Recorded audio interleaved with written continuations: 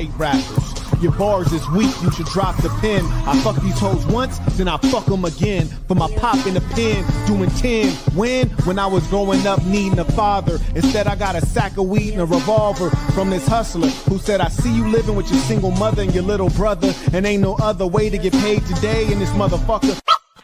Look, my ex-girl, ancient history. I'm the priest, looking at ancient history. I'm living, you kidding me? Canary diamonds flying to the Canary Islands. Seriously. You need more bars? Dig. Dig this. Your girl call you a boyfriend. She called me a blessing. Seldom does a legend speak the mere peasant, so listen closely. If you could walk in my shoes, you would think you just stepped in heaven. You must be deaf if you ain't heard my name. I expand my mind so much I got stretch marks on my brain. You give a black eye to the game every time you give a black eye to a dame. You do what a bitch you do. I grew up around killers who, when it's beef, they get deep as they self-quote what Hitler do. For the things you... Who are you? I am Marquette Burton.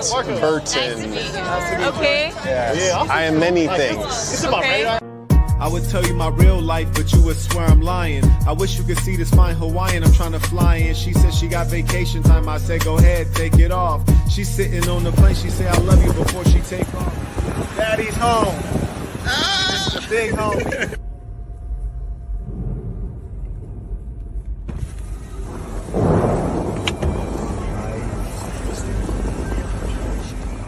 Life.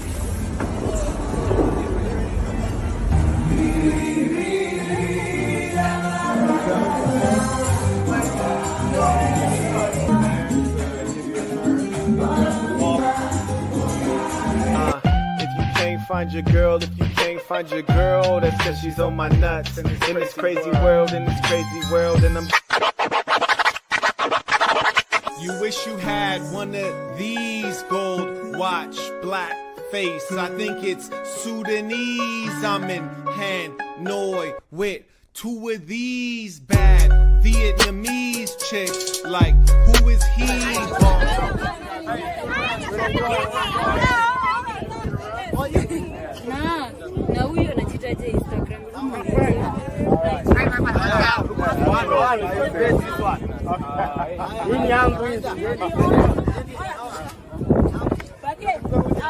Velvet tee, gold watch on me. I'm keeping it P. Debo in the tuxedo. I'd be a fool if I love him. You'll be a fool if you trust him. Here with my niggas, we keeping it gangsta. Yeah, I'm a slayer, I'm just keeping it player. I'm fucking her now, we're man eating it later. That's maybe why he is a hater. I'm wearing all black like I'm being a raider. You talk to police, we call you a traitor. I'm running the city, they call me for favors. I'm running the city, they call me the mayor. It's getting political with me, my street presidential, she give me the... Quit banging my line, ho. Quit banging my line, ho. When you see me act like you don't even know me, ho. When you see me act like you don't even know me, ho. Come on, baby, get a clue. How you do what you do? How do you fall in love with me, but I'm not in love with you? Peace to the saints! Peace to the saints! Peace to the saints. Sure. Peace to all the saints. Peace to all the saints. Peace to the saints. This is the man, right? You did. We don't need the nation. Yeah. There you go. Nation. Respect. Bless. We out here. The saint and the sinner. You got to throw a pill.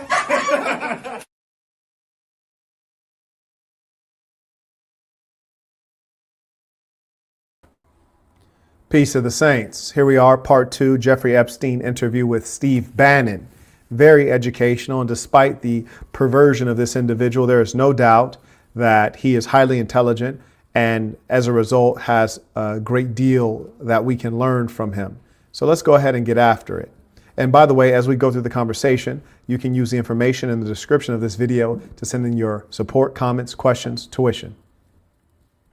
To most people. And it's easy to blame people for the financial crisis, like you'd blame the someone for giving your father the drink before he had his heart attack. But what really happened, the real enemy of the finance system was Bill Clinton. Now, this is something to notice. I see this very consistently with human beings. And this is one of the places that I'm able to take advantage, or rather, I should say, I have advantage, because you have many persons who are intelligent, but their emotions overwhelm their intelligence. We see very clearly that Jeffrey Epstein has just contradicted himself. He states that you can't blame one single person for the financial meltdown that occurred in the United States with the subprime mortgage crisis. However, he then turns around and immediately proceeds to blame Bill Clinton. And I have to be curious as to why that is. It may have something to do with Bill Clinton abandoning him and not supporting him when he was suffering his charges, even though Bill Clinton at some level was a friend of his and went to the island and flew private jets with Mr. Epstein and participated in some of the crimes of Mr. Epstein. So that may be in part one of the reasons that he's naming Bill Clinton. I would think that this is just a objective analysis if it weren't for the fact that he just stated you can't blame one single person. So it's in direct contradiction. Let's go ahead and get into it. And if you ask me what and who caused the financial crisis, I would tell you it was Bill Clinton. Because of what Bob Rubin and he did to the financial, deregulate the financial system? No. Because as of the last time we had our 60-minute interview, you talked to me about home ownership. And you asked me whether everyone should own a home. And I told you, no, it's too risky. So the financial collapse of 2008 is because of hardworking African Americans, Hispanics, and whites who wanted to have a ownership stake in the society that all rests on their shoulders. Now, one thing I think is very curious is that he started off, and let's rewind it so that you can hear it from the horse's mouth. Listen to the language. African Americans, financial A home. And I told you, no, it's too risky. So the financial collapse of 2008 is because of hardworking African Americans. I think it's a fascinating way he decided to start off that sentence. He says the financial collapse was a result of the hardworking African Americans. Now he names Black Americans first, which is really fascinating because Black people in America are approximately 12% of the United States population, 12%. So they're a minority, which would make them a lot less relevant and less significant in general. And all the same, he wants to name them first when identifying culprits for financial collapse, which is fascinating because the architects of the financial system are no doubt the whites.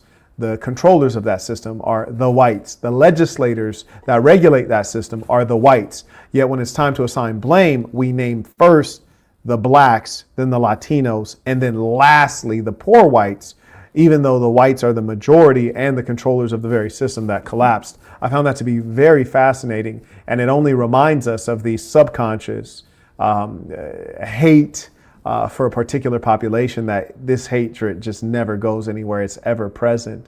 And you can hear it. And the funny thing about it is it may very well be subconscious because even if you listen to Jeffrey Epstein's example when discussing intelligence later, he speaks of the intelligence of the African and for some strange reason decides to give an analogy that involves wild animals, as though Africans all live in jungles. Now, mind you, I've been to Africa many times, far more times than Epstein, far more times than most people who are well off and well traveled. And I've never to this day been to a jungle or seen a jungle. I have seen a jungle or a rainforest in Puerto Rico. I've seen, rainforest jungle type, densely wooded areas in Latin America, but I've never seen that in Africa. But for some reason, that's always the focus when the African conversation comes up. It's not coincidental, I can tell you that much. Hispanics and whites who wanted to have a ownership stake in the society that all rests on their shoulders. They're the culprits. No, not at all. Okay, then I didn't say they were the culprits. I was pretty clear it was Bill Clinton. Okay. And why was it Bill Clinton? Now, here's the weird thing, and shout out to Mr. Epstein for correcting this. He says, I never said it was the blacks and the Latinos or even the poor whites. I just stated literally seconds ago that it was Bill Clinton. So Steve Bannon, we can see, is here pushing a narrative. He wants to blame apparently the blacks and then just throw in the Latinos and the poor whites on the back end. But really, it's about the blacks, right? And it's quite funny that you're the interviewer, yet you're damn near interviewing yourself because you came up with this question and answer. You posed the question, then you answered it yourself, and then tried to make it seem as though that was coming out of the mind and mouth of Jeffrey Epstein. Epstein just corrected him, which is to say, no, the leader of the society was a guy named Bill Clinton, who was the president, a white man who was elected by white people, as it's in a majority rule system, and whites are by far the majority, especially when compared to blacks, who are 12% of the population. You know, whites are in excess of 400% the population of blacks numerically, and if you look at it financially, it's a staggering difference. Very curious stuff here. Propaganda, no doubt. Because Bill Clinton wanted to get votes from those people. And he sold them. Okay, so now they're still talking about the same group, those people. Interesting, those people. But they're looking at it from two different angles. I can actually respect the angle that Mr. Epstein is taking more, in as much as it assigns responsibility to the responsible party, which is to say, Bill Clinton, the Rhodes Scholar, the president of the free world, the leader of the free world, president of the United States, leader of the free world. So that makes perfect sense. Now, still, that's actually not the truth of who was responsible. We've not talked about the banks at all. We haven't talked about the banksters. We haven't talked about the fact that the entire contrived financial system itself is, running on mass psychology fumes, illusion, speculation, treachery, and usury. We haven't talked about that system, but rather what we'd like to do instead is to identify the poor, uneducated, desperate blacks as the reason for financial collapse in America. It's just extraordinary. It's not sensible. That's why I tell you that racism at a level is psychotic. It's unreasonable. It's just silliness. Anyways, shout out to Nicaragua, writes, Peace of Saints, thank you for the insight, enjoying this topic. Yeah, this is a good one, no doubt. May I also acknowledge Ralph, comes in via Venmo, writes, Peace of the Saints, supporting meaningful game. Yes, sir. Carrying on. The idea that instead of renting in a house, and historically the values of houses have gone up, and he said, you guys in these local communities who haven't been able to afford a house before, I'm going to show you a way. I'm going to give you a way, because I'm sure I'll get your vote, that you can own a house, because I want your vote. So what we're going to do is I'm going to let you buy a house, Mr. Bannon, when you really, you're right on the border, maybe, or not even on the border. Your credit is not good. Okay? It's very simple. Subprime credit. It's bad credit, in other words. And in many cases, especially in the modern era, their credit is bad for a reason. I gave you the example of one young lady who had expressed interest in me, and I asked her about her credit, and she said she had bad credit, and I said, well, how'd you achieve that? I can understand if maybe you're an entrepreneur and you were doing the foolish but ambitious thing of using all of your personal finances and assets to make the business thrive. But if you're a 9-to-5er, an employee, in other words, and you have a predictable schedule and thereby predictable earnings, you can budget. So there's never a reason to not be able to pay your bills or meet your obligations. And she said, I used to have an express credit card, and I would buy clothes, and then I didn't pay the bill. I said, well, why didn't you pay the bill? You didn't have the money? She's like, no, I had the money. I was like, well, why didn't you pay the bill? She says, well, I didn't know it was going to have any effect or any consequence at the time. I didn't understand credit. I said, yeah, that's fine. Many of us may not understand credit in our early years, but what you do understand is personal responsibility. What are you, some kind of dirtbag? You take something and don't pay for it? You just, hey, if I can get away with it, I'm going to get away with it? And at that point, I knew that this person was of questionable character. Shout out to World Gone Mad, writes, Peace of Saints, ready for the good game to be dropped. Oh, absolutely. I got you covered. Shout out to Timbo Slice, writes, the U.S. Census said blacks were 14.6%. This is not true. This is completely false. And this is not the first time that the American government got something wrong. You're welcome for me reading your comments, even though you're not at the minimum, which is actually 20 US dollars. I'll go ahead and pop it up here so everyone knows, but I did want to read it. And when I'm talking about black people, I'm talking about the foundational black American, which would not be inclusive of Jamaicans and Nigerians and the various black peoples from the diaspora. This would be those who have their heritage solely in this country for the last 3 centuries. That's a different group of people, and that population is closer to 12% and shrinking, largely due to the high rate of the black female offing the kid. So there you go. And I encourage everyone, when you try to correct someone, generally it's probably wise to avoid trying to correct people. But if you do try to correct someone, make sure that you're actually coming correct. It's a critical thing. Nothing worse than trying to look smart and then not achieving that. Let's be honest. And it's not my fault, it's not Bill Clinton's fault, but if whatever happens, at the moment your credit score or whatever it is, your credit's not good. Now, normally, you come to me and want to borrow money, I'm a bank, and I say, I'm sorry, Mr. Bannon, I can't lend you money because your credit score is not up to where it needs to be. Hopefully, if you work harder and clean up some of your problems, it will be. But no, what I say to you is, I'm going to figure out a way to lend you, not give you. I'm going to lend you money anyway. Now, I want you all to make a study of who is missing, which is to say that we've assigned blame to Bill Clinton, not to the American government, not to the financial system. We've also failed to assign blame to, and we've assigned blame to the blacks, to the Latinos, as an afterthought, and to the poor whites as an afterthought. Primarily the blacks, according to the language used. We have not assigned blame to the banksters, the banks who were perhaps greedy. We have not assigned blame to the legislators. We've not assigned blame to the mortgage brokers, to the real estate agents. And there's no doubt that people who are subprime borrowers are responsible, because you should know what you can afford. You don't let a bank tell you what you can afford. You should know what you can afford. That's your responsibility, but the truth of the matter is most people do not understand personal finance and budgeting, which are fundamentals. You should not consider yourself an adult unless you know the basics on that. So much of the content that I create, whether it's free content like this, or it's my courses or my mini courses, I try to make sure that people get the fundamentals for a good life, for a wholesome, upright life.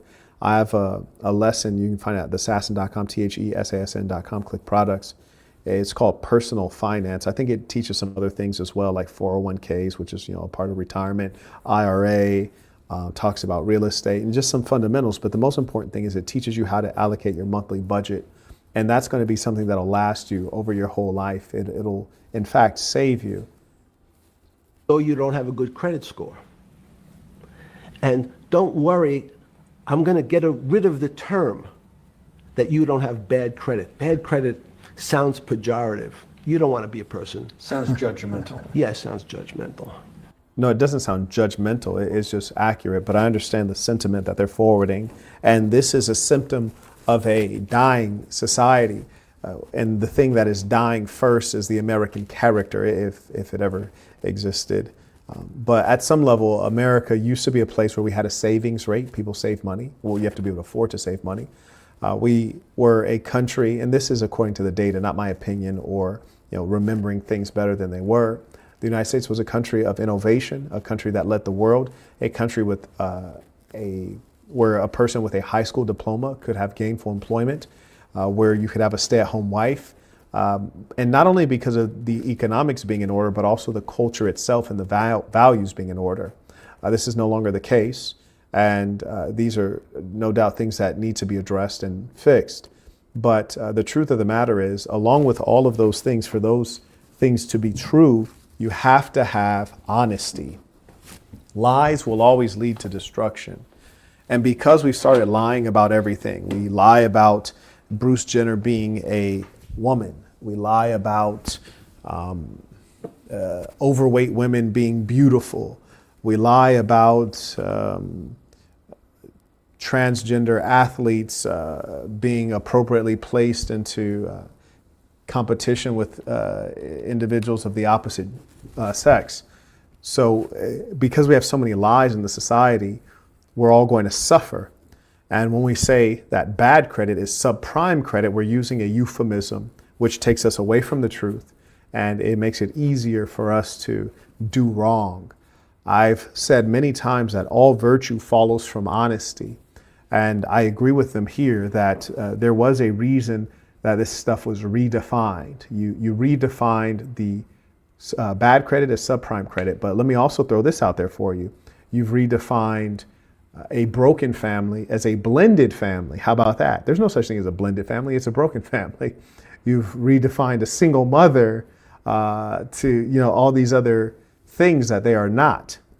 I personally prefer the term lonely mother. So what we're going to do is we're going to call your credit situation subprime. Oh, nobody knows what that means. Subprime. That means prime is good credit. Subprime is not good credit, less than good credit. So we'll call it something that people really won't follow. And we'll tell you what, we're going to have people. Now, this is a situation where you have someone who's intelligent and they're saying something that is either intentionally deceitful or this is an area of them being willfully stupid, because there is no doubt that people understood what subprime is. But when the term subprime comes around, it also was accompanied by legislation and regulatory loosening and a push on the banks to, and it's not to say the banks were victims, but a push to allow for people who are less ideal credit risk to be provided with credit. But notice none of the foundations of the society or the economy are being questioned, or the foundations of the way capitalism is being practiced today are being questioned. I think that capitalism can do fine without credit in general, but certainly credit in the way that it is used today. He's never questioning the idea of credit, the idea that you must use credit or you should need credit merely to pay for your basics like a car or a house. Why is it that houses are not cheap enough or salaries are not high enough that you could actually just work for a few years and then buy a house, or work for a couple months and buy a car? How have prices gotten so out of control? People lend you money, though you are a subprime borrower, and I will figure out some government agencies to guarantee your loan, though I don't think you're a good risk. So the banks say, no, we don't want, initially, the bank said, sorry, this is too risky, Mr. President, for us. We're in the business of managing risk. It's not our money. It's the hard-working people's. Now, it's very peculiar because he's trying to make banks sound noble. And I can assure you, in my many dealings with banks, I've never selected that word to describe them. And I've dealt with banks from South Korea, from the Middle East, from Eastern Europe, and throughout the United States, and as well in Latin America. Namely, I don't want to get too specific, but the point is that banks are not noble. They are very greedy institutions, and they're seeking profit. They're not seeking to operate at the pleasure of the citizen. So it is very strange that he's suggesting that banks are trying to maintain an upright posture to do good for all parties involved. This is completely ridiculous. And if anyone has any questions, you can use the information below to send in your questions via PayPal or Venmo or Cash App. I acknowledge some of the folks who support the work. Shout out to Jefferson. He writes, phone bill contribution, peace of the saints. Yes, indeed. Got to take care of that. Thank you, sir. May I also acknowledge Brad came in via Venmo. He writes, thank you for covering this interview again. Peace of the saints.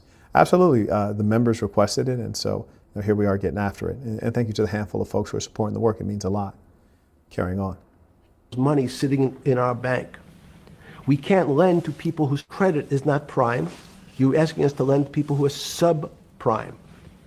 And he says, here's the key, if you don't, Mr. Bannon, I'm going to make sure the Justice Department charges you with discriminatory lending because you refuse to lend to. Now, he's not telling the entire story. Number one, the term discriminatory lending is there's a particular term for this. The nomenclature is not quite right because, of course, banks discriminate. Do you all know what the word discriminate means? Discriminate? Of course they discriminate. You know, they have to be selective with whom they lend money to. And earlier in American history, they in fact did discriminate in the worst sense of the word, which is to say, in part based on race, racism, and various other things like religion, etc. And it largely had nothing to do with your financial background in some cases. But the fact is, yes, banks must discriminate at a level. And even if they were discriminating in the negative sense of the word, it would be fine because it's their money to give out. I think that's mostly fine. As long as you don't have the whites blowing up Black Wall Street and intentionally trying to destroy black banks, which we have seen be the case. But the fact of the matter is what Jeffrey Epstein is suggesting is that the United States government, the federal government, would take banks to task over not lending to the colored people, which in fact is not a case that would hold water because the banks are operating on precedents and they have very clear standards. And if you're not meeting the standard, you're not meeting the standard. So there's no doubt that the banks were seeking to drive profit by expanding market. If you can lend to a higher number of persons and the federal government secures your investment, of course, you should try to make as many loans as possible because that's how the bank makes money. And so he's telling the story not in the most straightforward way.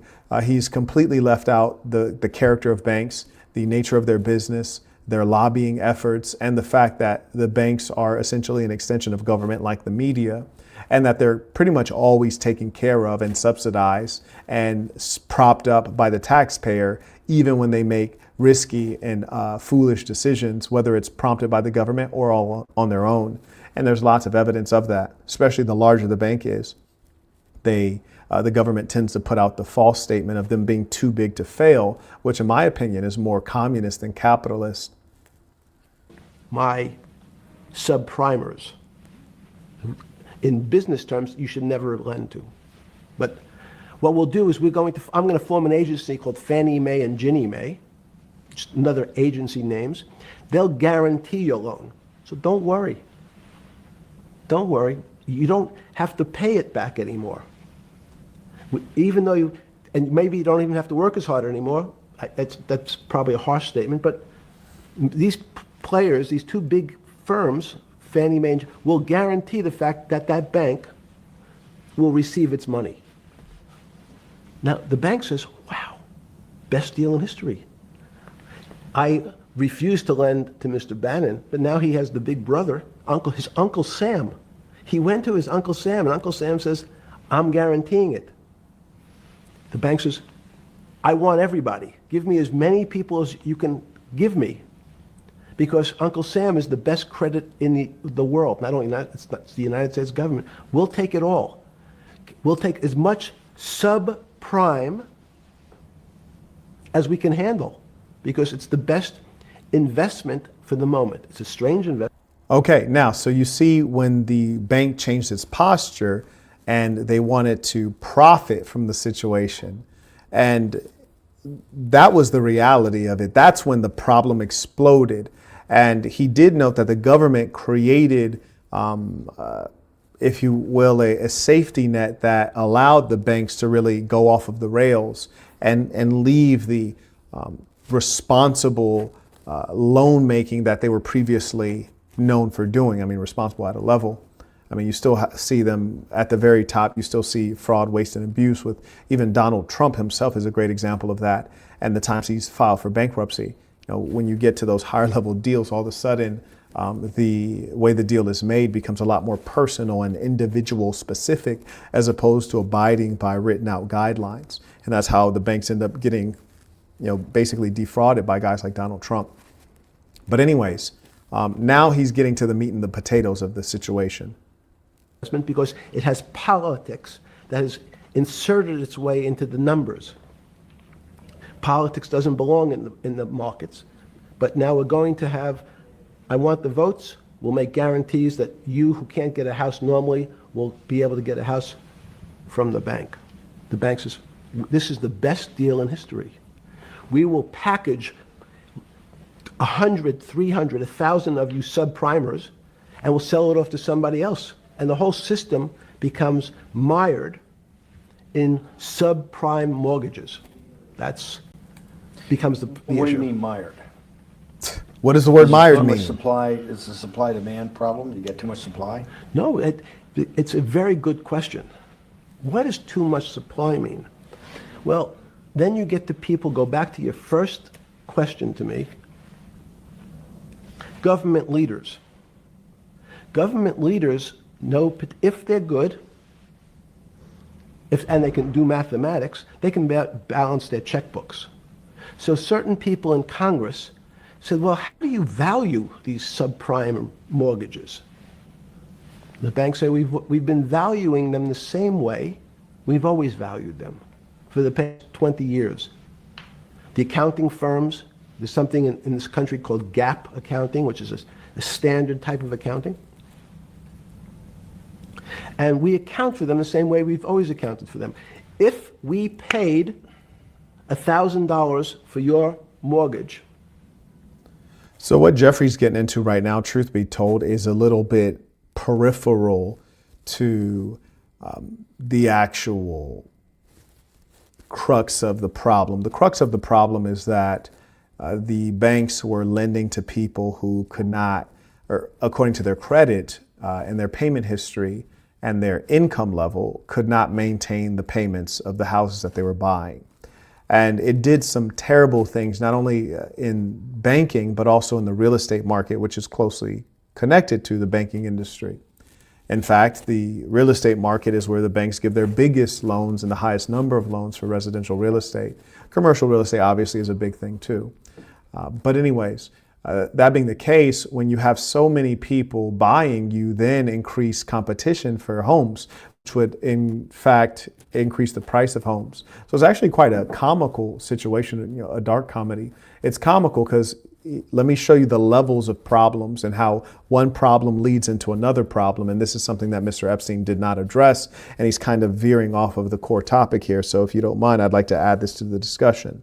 So number one, let's say under normal circumstances, you have 10 persons who are qualified to buy homes. So these 10 persons go to the bank. They are awarded a loan because they are qualified. They have good credit.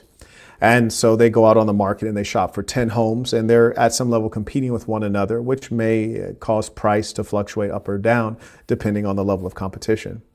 Those are 10 qualified buyers. But in the context that existed during the Clinton administration per Jeffrey Epstein, instead of having 10 buyers, you now have 50 buyers. So you've increased demand for homes, which will in turn cause the price of the existing inventory to skyrocket because there's more people who say, hey, I have money. And they're throwing money at the opportunity, which causes the seller to increase the price. So you have more people who are being awarded loans. You have more sellers increasing prices, which also maybe that might cause inflation when prices are increasing in general. And because there's more cash available because loans are being given out, maybe that is also driving inflation at some level. Or the psychology that drives inflation. That's one thing that often gets missed when we're talking economics, is the psychology of driving inflation. Aside from the real hard material nuts and bolts of it, the expectation of a price being at a certain level, or the expectation of, if something's a good quality, it has to be a higher price, or the expectation that you have to compete for certain things, or the psychology can also drive increases in price and increases in inflation. Inflation is baked into the capitalist system, is what I'm suggesting to you. And I don't think it has to be, I don't think it should be. But we'd have to undo a lot of things to fix that. Well, Marquette, what do you mean? Well, for example, I own a Maybach, and one year I upgraded or purchased the new calendar year Maybach. And it wasn't because I wanted one. It was because the police had broken the refrigerator on my last one. They refused to fix it or pay for it.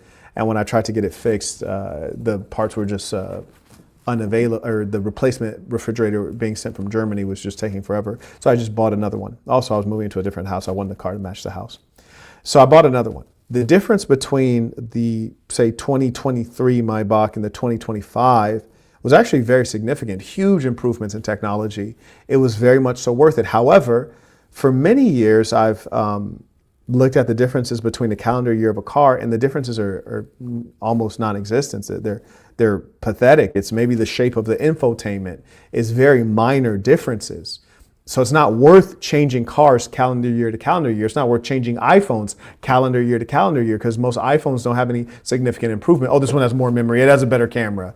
Well, the camera is minorly better, and yeah, it has more memory, but that's also a scam. You guys are increasing the quality of the video and photo so that the files are bigger, and it's eating up more memory, so you have to pay more money up front for more memory on the phone, and then you have to pay for iCloud storage so you can store all these heavy files in the cloud, and Apple gets a recurring monthly fee on that, so it's all a scam. But you're not getting significant value year to year, and that's baked into capitalism, which is to drive you to consume and consume even if it's not necessary. I buy my mother an iPhone whenever she needs one, and recently when the new one came out, she had asked me if she could have it, and I said, oh, well, did you crack your screen? She was like, no. I was like, was your phone not working? She was like, no. I said, well, why do you want the next iPhone? She was like, because it's the new one. And I was just thinking, like, are you? Anyways, so the point is that consumption and the new thing is baked in. And as long as you're getting the new thing, which is better, theoretically better and higher price go together. It's psychological. Anyways, I say all that to say this. You have more money in the system, more loans being given out, more competition for houses, drives up the price of housing, which also in turn does something called making housing unaffordable. Yes, it'll make housing unaffordable. Marquette, what do you mean? It makes housing unaffordable? Yeah, it makes housing less affordable because the prices are going up due to the increased competition. And we're talking about buying houses, but here's the other tricky thing. The idea that owning your own home is the American dream. Should that be a dream, to own your own home? Should it be? And if that's such a dream, I mean, there are certain countries, like even former Soviet Union countries, I don't know, somebody let me know about Romania. What's the home ownership rate in Romania? How's home ownership looking in Libya before America destroyed it? What does home ownership look like in China? Maybe owning your home should be a basic and not a dream. And maybe it shouldn't be a dream at all. Maybe owning your home is not necessary. What's wrong with renting?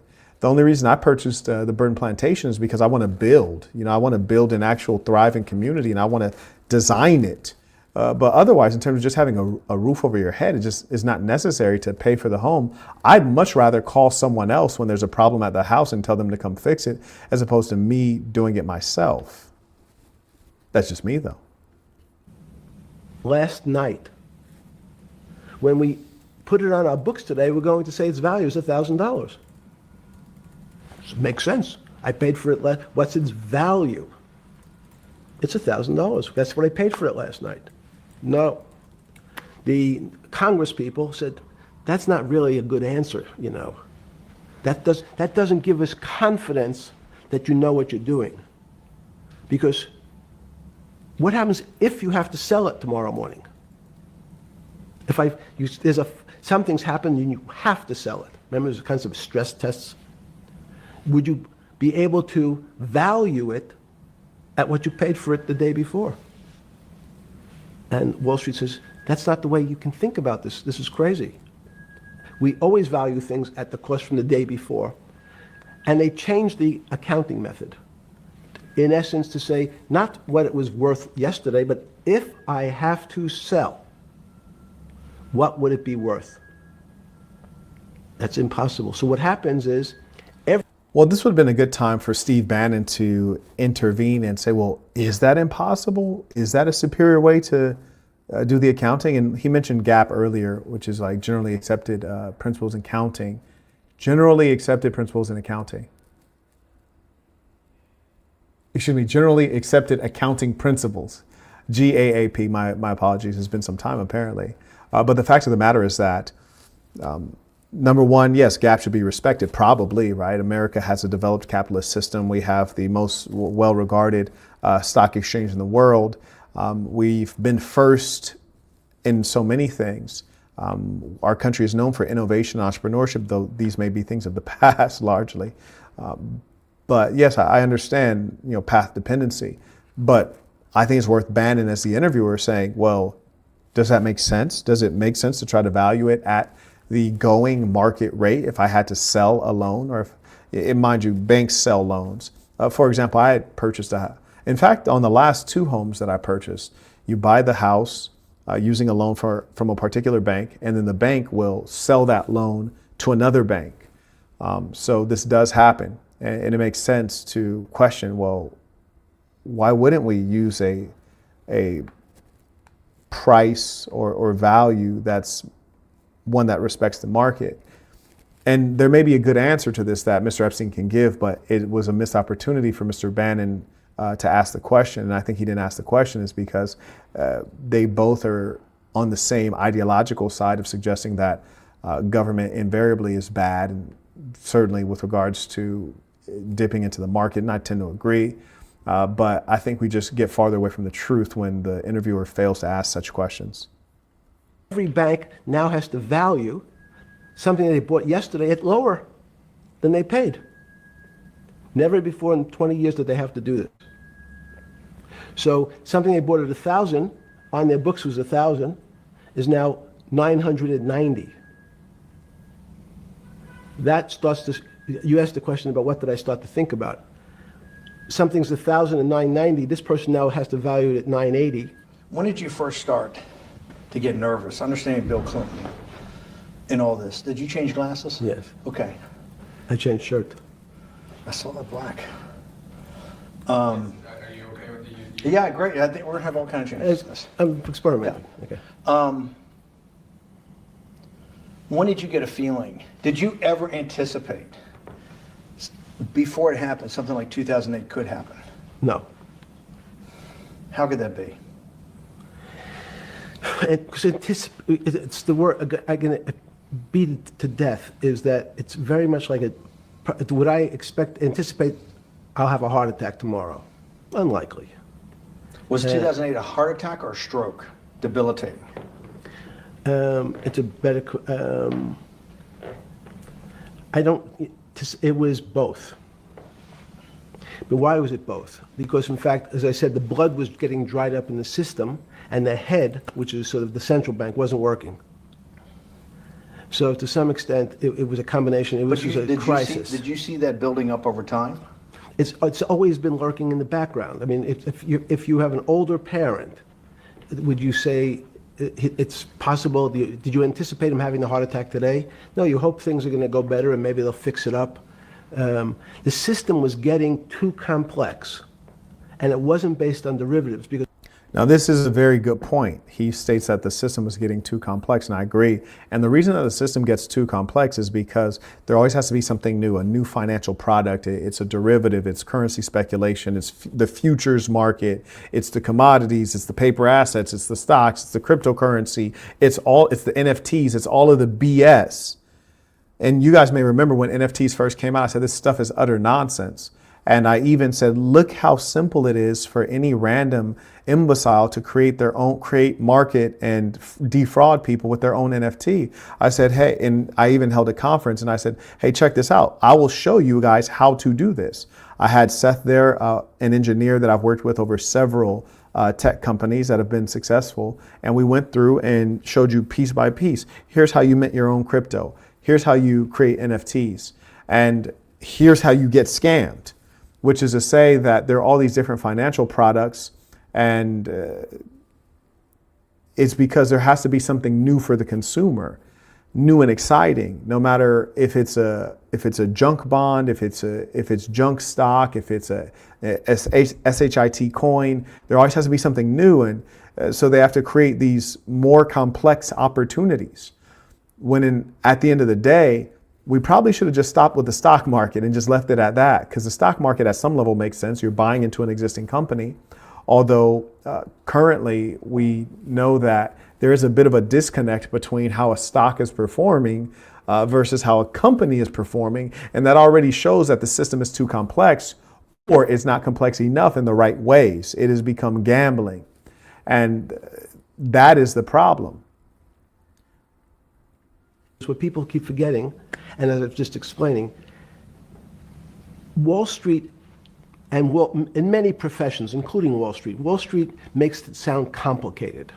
They don't want the little guy to understand what they do because they make so much money and they don't do very much. So they couch it in words like derivative and stock options and commodity futures and different types of contracts. It's all fairly, everyone is capable of understanding it. It is not complicated. So that was an exaggeration. Generally, no, I'd say it is not complicated. And also, if you look at the performance of the average stock broker, you'll find that an ape could almost do as well. And so in as much as that's the case, like, is it complicated? Like, yeah, there is complexity there. But in terms of their performance, does their performance show that there's any alignment to the stockbroker's understanding of the complexity and their ability to succeed?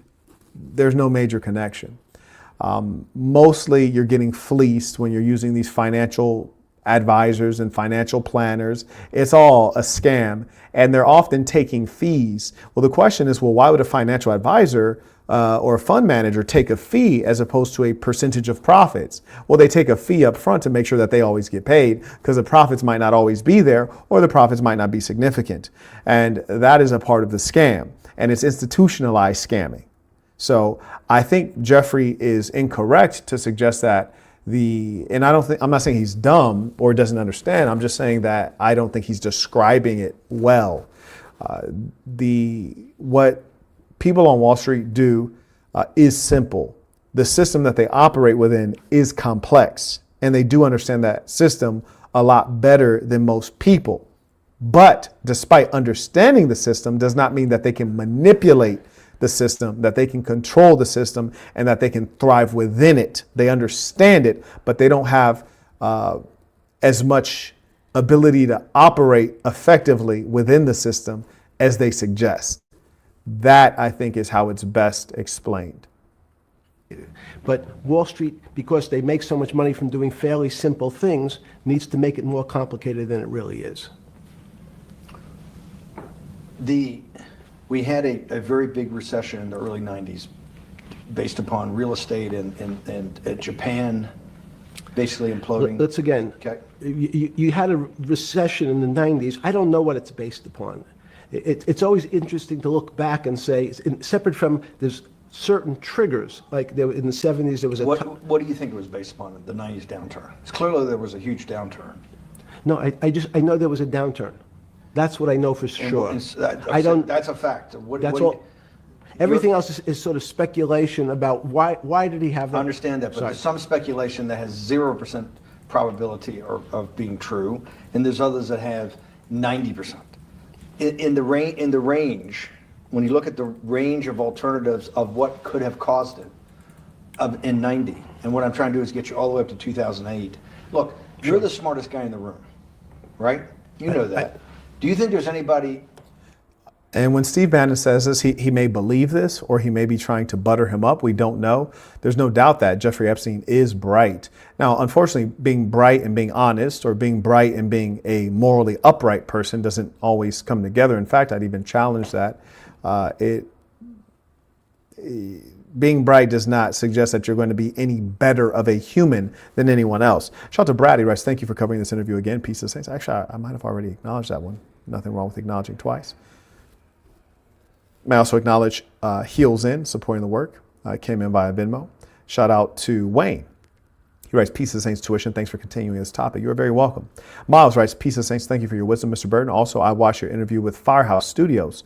The spread of the ism is much needed. Oh, absolutely. And, you know, that's really a particularly impactful interview, if you ask me, because it was done by someone that actually knows me from real life, someone I went to middle school with, I went to high school with. We've had business dealings back in the day. And when you listen to the interview, it will reveal to you that everything you've ever heard me say has always been 100% factual. And I think that that's my, that's one of the cornerstones of my work here, is that I am dealing with you based on my real life and who I really am. I'm teaching you how to do things that I've done before. So when I tell you that I can teach you how to make money, you can hear in that Firehouse Studios interview, we talk about coming from the mud, we talk about hustling, and we talk about all the people we grew up with who tried to do what we did and didn't make it out alive. So it just really, you get to see someone else tell you like this guy's everything that he said he is. And I think that you almost never get to see that in the online space. So I really enjoyed it, and shout out to the homie. In the world today.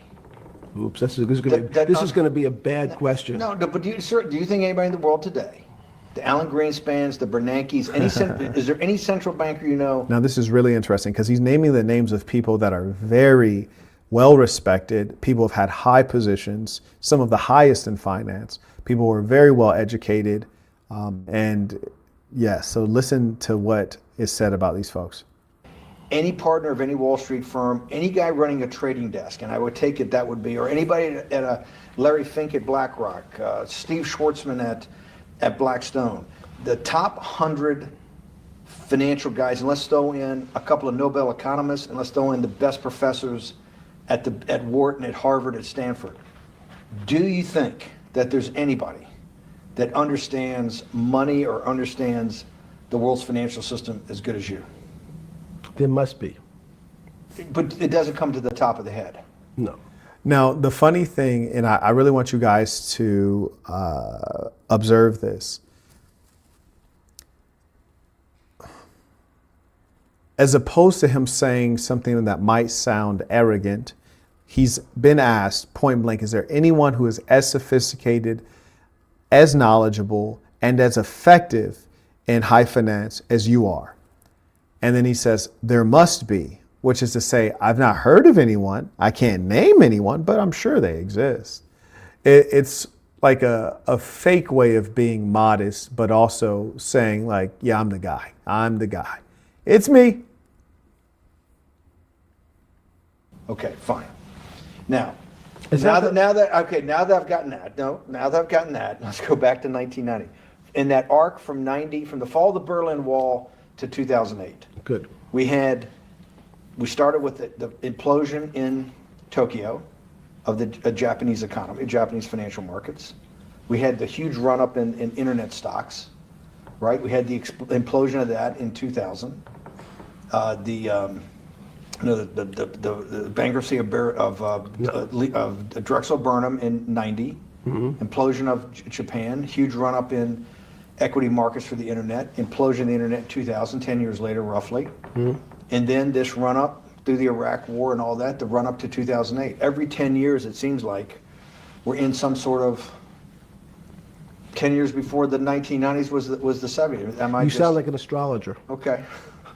And not a financial. Now, I appreciate that, one, that he cut him off before he could spew more nonsense. And what Mr. Epstein is about to say is that you're trying to find a pattern where patterns don't exist. This is typical of people, be them idiots or intelligent. This is very human, but it is the worst aspect of our humanity. It's quite comical when I was watching this interview with Mr. Epstein that just 3 weeks before I had said the exact same thing in a video, that people look for patterns where they don't exist. And then, recently we reposted a reaction I did to Pat Bet David interviewing two Iranian dissidents, really CIA operatives, CIA assets. And one of them was trying to explain the progression of religion and reforms in religion and how it leads to democracy and how we should look at Christianity and their reformation, and Islam needs to go through a similar reformation and it happens every 1400 years. And I specifically said the same thing that Mr. Epstein is about to say. I said, he's looking for a pattern where it doesn't exist and, in fact, cannot be proven.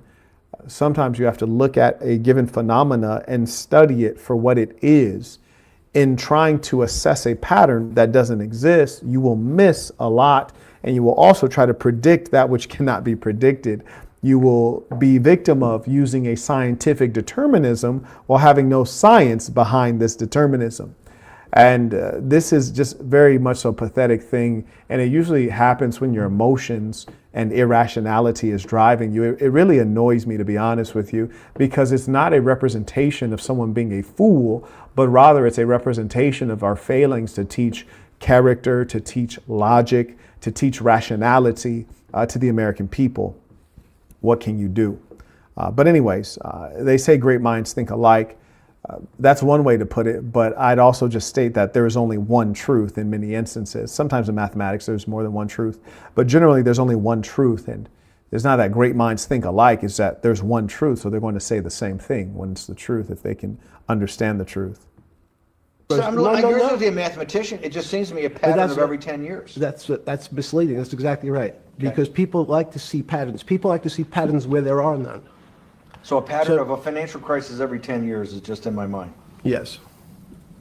Long-term capital, that had to be bailed out back in the late 90s when everybody panicked. And that wasn't a big, that bailout today would look small, and it was a $5 billion or was $30 billion.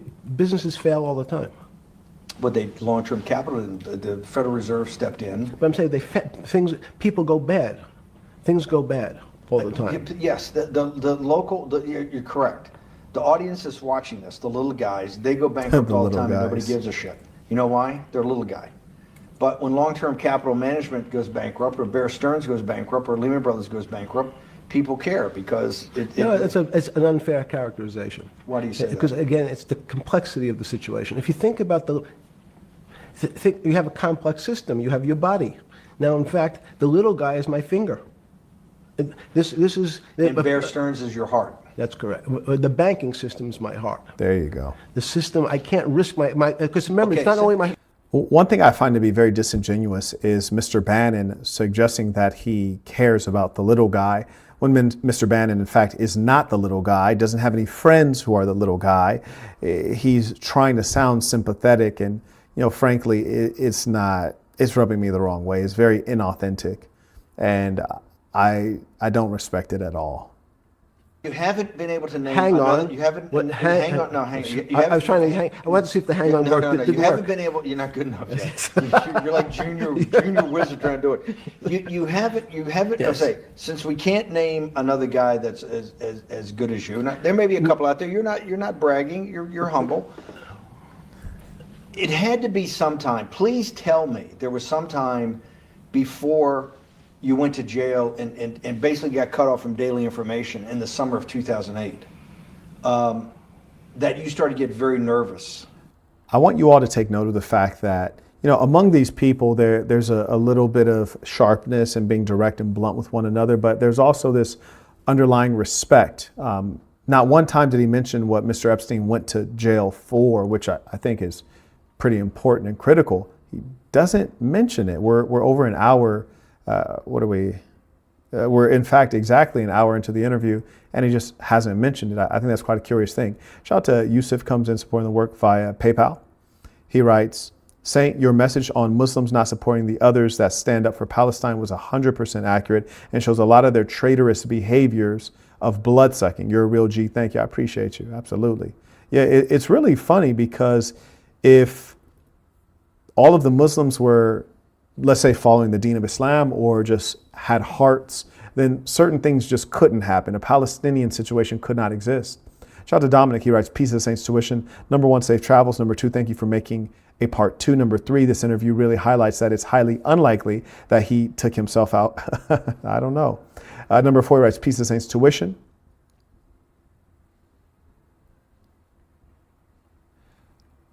Oh, okay. Yeah, let me take a look at that. I appreciate you. Thank you. Carrying on. That this complex system, that something was deeply wrong.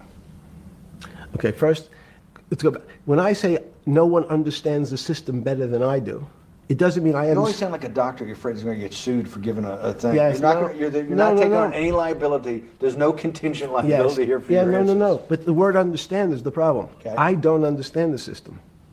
So I don't understand the financial Will you system. please stop? You cannot sit here and tell me. No. What we just went through, I'll go through again. The hedge fund managers, the money managers, the central bankers, the commercial bankers, the heads of the investment banks, the heads of all the trading desks, the top economists. So, there's a little bit of, Ironically, there's humility and hubris and truth in what Mr. Epstein is stating.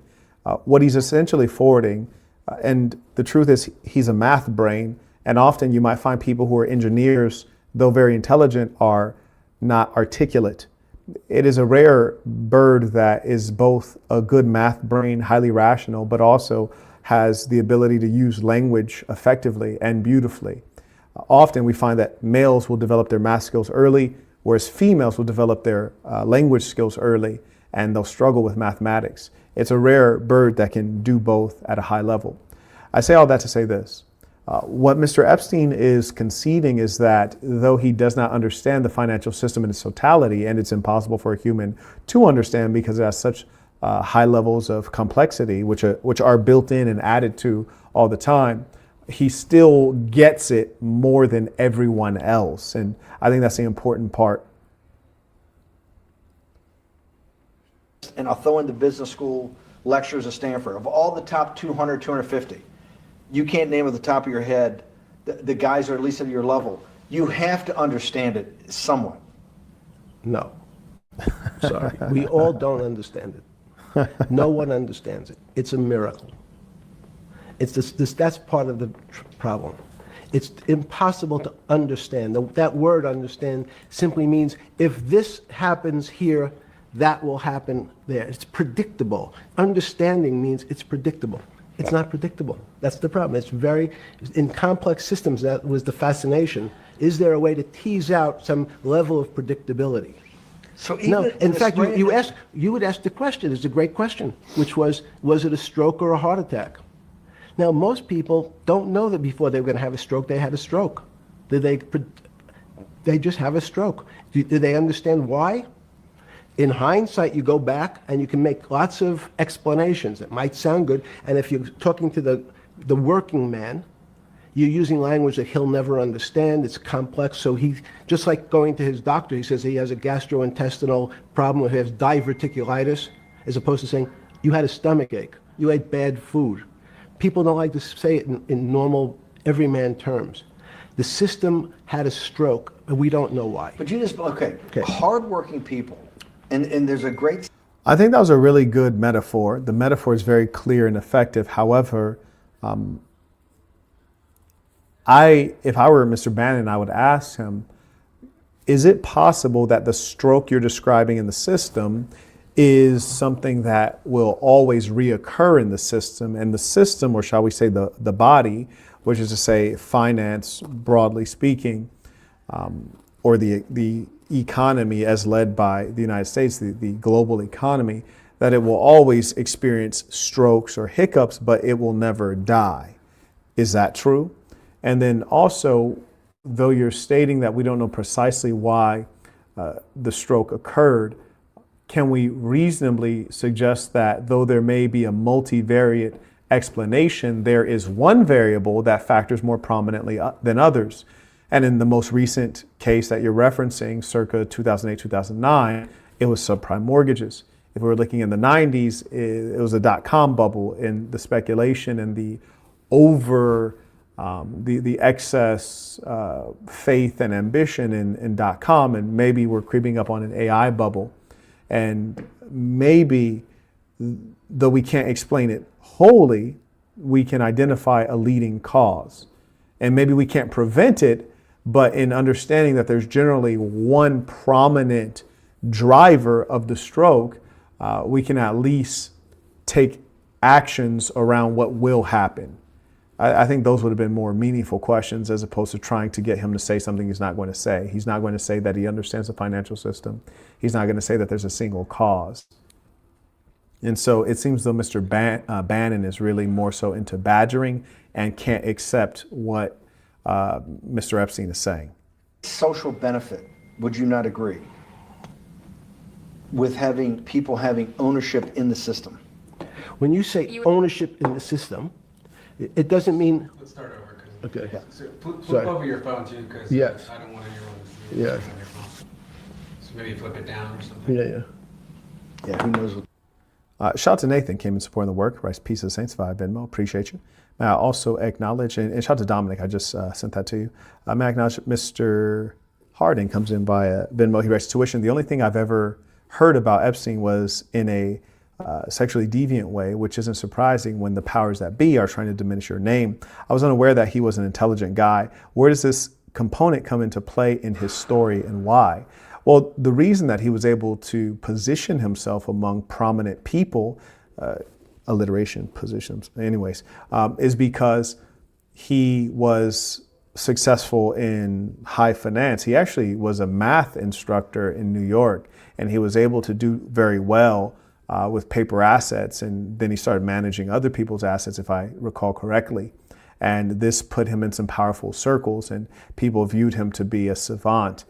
And because of that, he amassed a great personal fortune. There are also some backstory on people who supported him and how those relationships came to be. But his ascent was actually quite rapid, and it surely needs to be studied. And there's no doubt that it was so rapid that it was suspicious. So, shout out to Jalen. He writes, tuition. Firehouse Studio interview was inspiring and motivating. I come from a similar situation to yours. Yeah, and I see you got a lot of hustle in you, so I'm very much so looking forward to what you're able to do. I don't know if you checked it out yet, but I sent you a response on wisdom.com. Carrying on.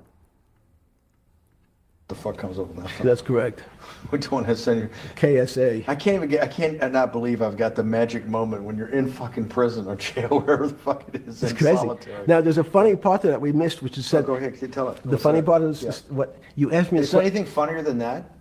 No. For black humor, I don't make any black comments. Sorry. You asked me what I was wearing. That's right. You're too wrapped up in the Me Too movement. Yes. So I was wearing a brown jumper and a brown pair of pants given to me by the jail with the word trustee on the back. Because you had qualified to be an email as opposed to one. To help them get their GED. You can't. There's something that's deeply fucked up with this. You will get through in this film, right. But you cannot possibly have sit there, knowing that you came from nowhere, knowing that you went to the very top of what is considered outside of science and maybe physics, the thing people most admire because it's like alchemy, understanding high finance. To sit there in what will be the defining financial crisis of our time, like Black Friday and home, apart, because you do live on a farm, right? Correct. You had to make just 2 collect calls. You cannot tell me sometime during that day you did not have that conversation with yourself of how the fuck did I do this to myself to put my... This dude is very vulgar, the Steve Bannon guy, and it's always really fascinating to see that such vulgar, despicable characters can rise up. I think Bannon probably is as despicable as Jeffrey Epstein, which is probably why he's communicating with him in a very colloquial, friendly tone. They probably have some sort of previous relationship with one another, and whatever that may mean. So I just find it unfortunate to have to listen to such a vulgar person, and also to know that he's high up in government. It just shows the low quality of the constituents. Shout out to someone came in using the Stripe link. Looks like they came in anonymously. I appreciate you all the same. And okay, looks like we're caught up there. Thank you to the folks who have been supporting. We'll wind down if you guys find that you've had enough. If you want to keep it going, use the information below and in the description to support. Otherwise, I'll just assume you guys have had your fill. In West Palm Beach in a 6x9 cell with a metal fucking bed with a brown shirt that said trustee spelled wrong. So did I find it amazing that I was there? That's a not amazing, and I don't want to say it was not funny. Oh, I thought it was. I wasn't funny. Right. But not amazing. It was incredible. Incredible in what way? Incredible, like how do I do this to myself? No. It's as incredible as me sitting here in this house. They're both just 2 sides of the coin. That's how I think about it. That my life today is incredible. Do you consider yourself a stoic? No. I consider myself a hermit. So a hermit and a stoic, these two things are unrelated. That's why he has a slight smile on his face. But I think he's serious in saying that he does not consider himself a stoic. And the reason that Mr. Bannon asked him this is because he's having trouble in his mind and in his way of thinking, reconciling the idea that someone could be fabulously wealthy, such as Jeffrey Epstein was, and then find themselves in a small cage, a jail, and not find that to be an utterly depressing thing. Folks earlier in the chat have referenced that they don't believe that Epstein took himself out, largely because of the way he's conducting himself in this interview. I'd say now that you heard that part and how Mr. Epstein viewed his stay in jail, yes, it makes more sense to suggest now at this point that maybe he didn't take himself out because he didn't view his incarceration as the end of the world, but rather just another aspect to a life that is remarkable. Neither wholly bad and certainly not good. Anyway, shout out to Nicaragua, supporting the work. May also acknowledge Justin writes, much respect to you. I really appreciate how you break down complex ideas so eloquently, all while sharing your journey with genuine style. Keep doing it with the sauce. Salute. I appreciate you. Thank you very much for that sincere compliment. I also acknowledge World Gone Mad writes, keep going, Saint. We love the knowledge. Okay, let's rock. Me Zaywave writes, appreciate the insight. Thank you, sir, and I appreciate the support. Stoics are not very happy. Being a hermit then, being in that... The funny thing is Steve Bannon is such a goof. He's actually taking seriously the part of him saying he's a hermit. A stoic kind of points to a way of thinking and being a hermit more so points to being a recluse and like kind of being standoffish. And so it was more of a tease. And now here's Steve Bannon, goofy ass, is actually entertaining that. And that's primarily because he's not listening. And we all are sometimes victim of that. We're not quite listening. 6x9 cell, being in the cell, qua the cell was not the problem, right? Correct. What was the problem?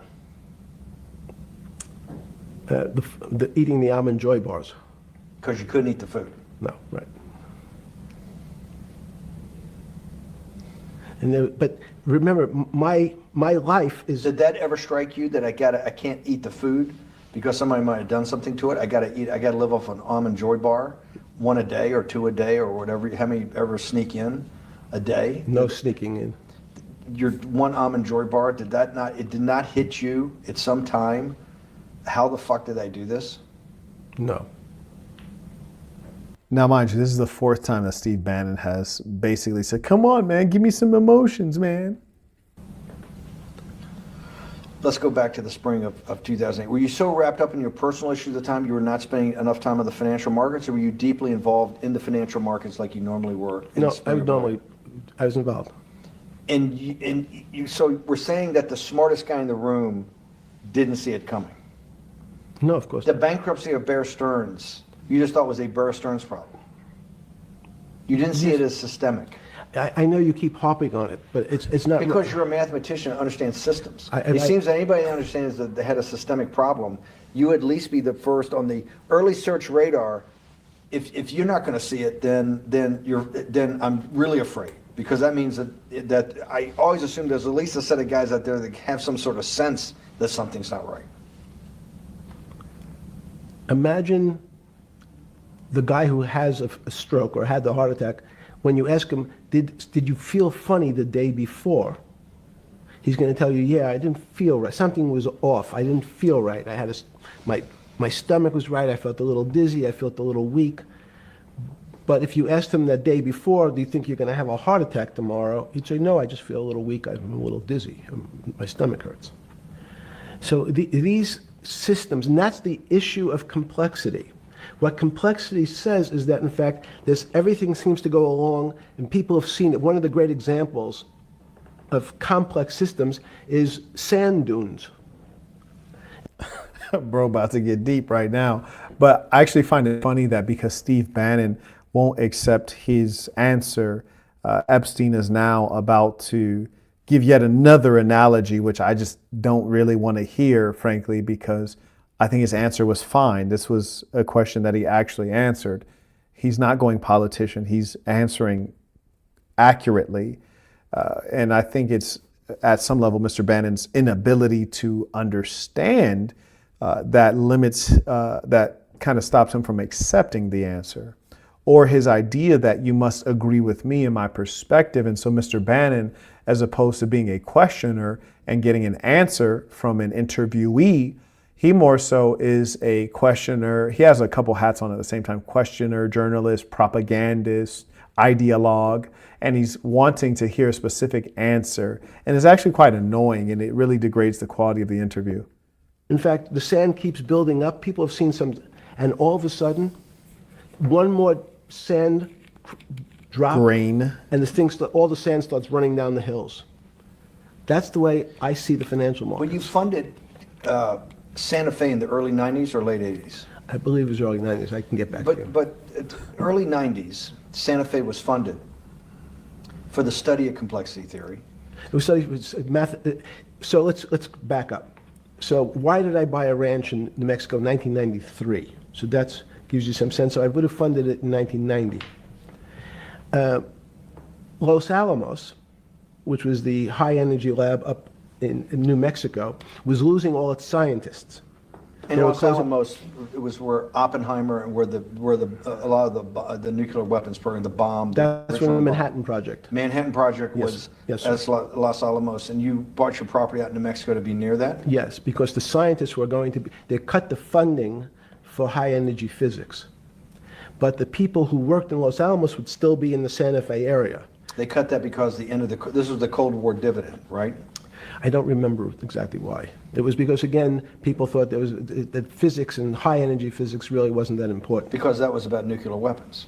No, it was because they decided, which may be not right. This was the same time that Murray Gell-Mann came up with the term quark, Q-U-A-R-K.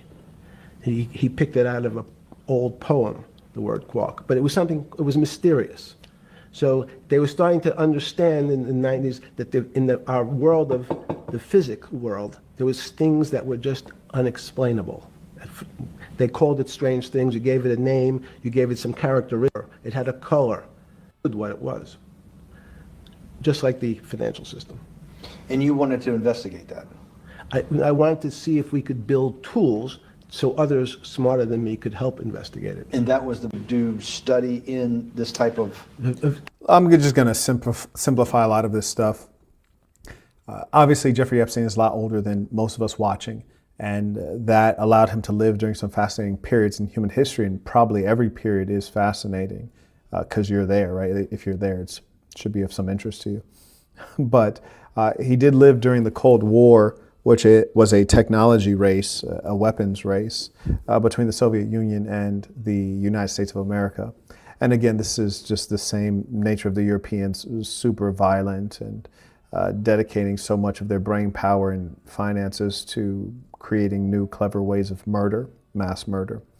And there were various groupings of people that were tasked with either trying to decode communications that the Russians were putting forward, trying to intercept communications, trying to create weapons systems and defense systems.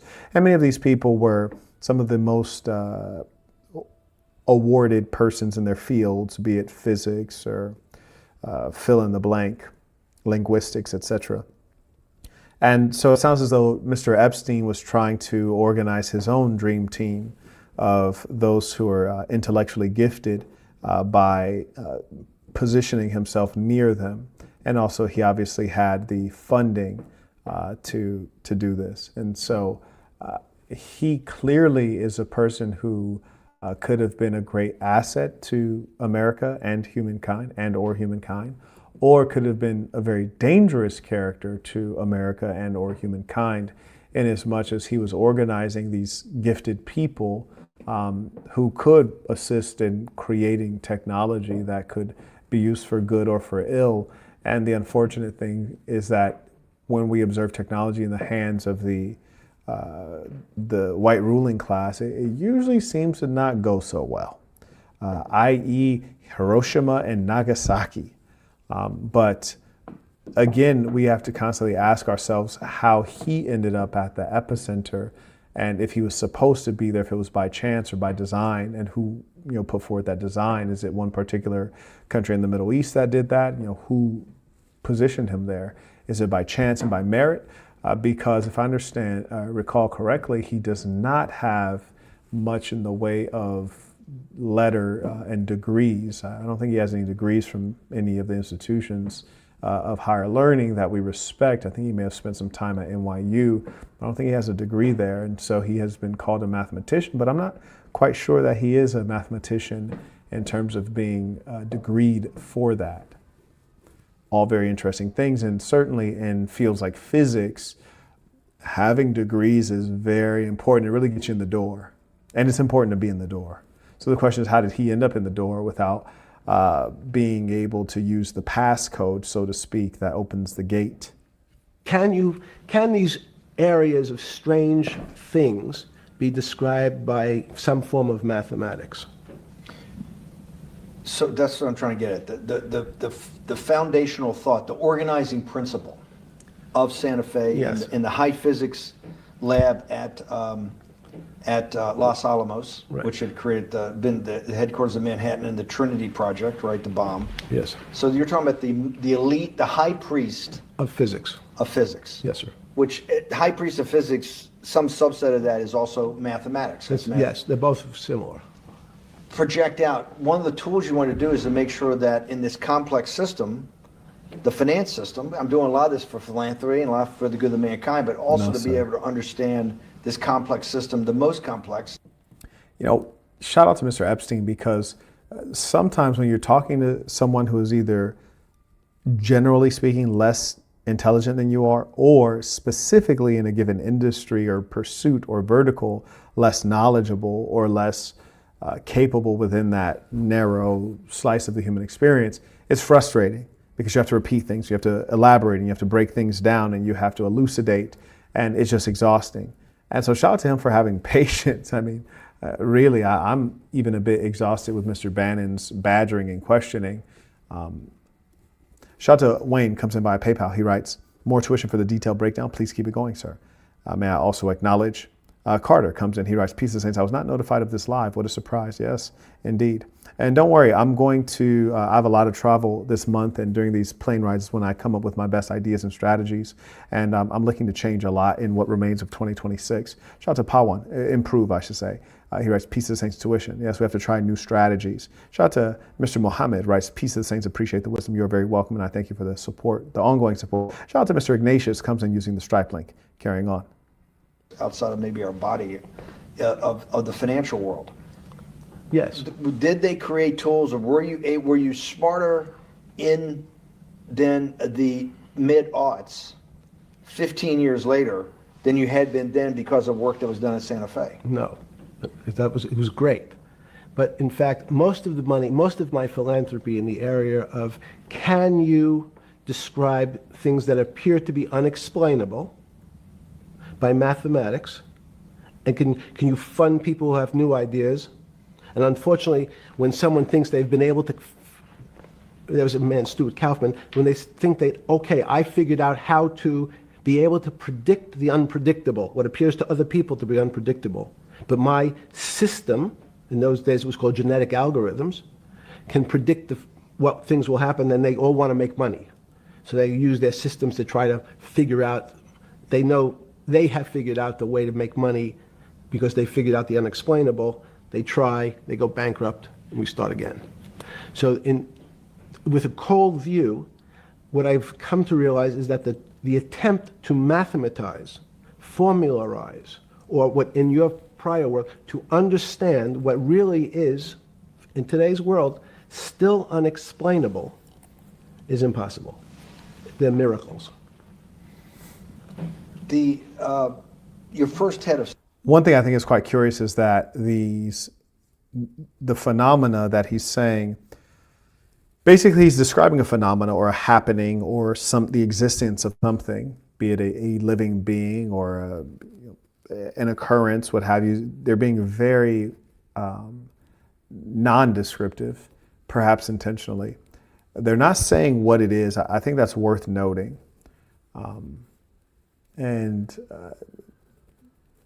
It could be to distract, it could be to protect privileged information, and I would more so think it's to protect privileged classified information as opposed to describing supernatural things.